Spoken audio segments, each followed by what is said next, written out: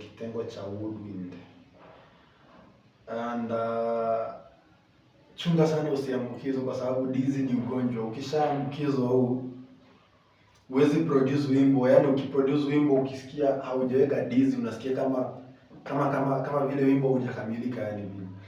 Kwa hiyo tuchunge sana tusijiambukize huo ugonjwa. Sauti iko kwenye kinanda, sio ya sauti ya expansion, kwa sababu kila mtu ana DM pale aniambia nitumie hiyo sauti, lakini iko kwenye vinanda vyote vya PSRS ama PSRSX. For now we are using PSRSX 900. Is it 900 or 700? Yeah, PSRSX 700. So sauti ndio hiyo dizi tuipate pale kwenye vinanda vyetu.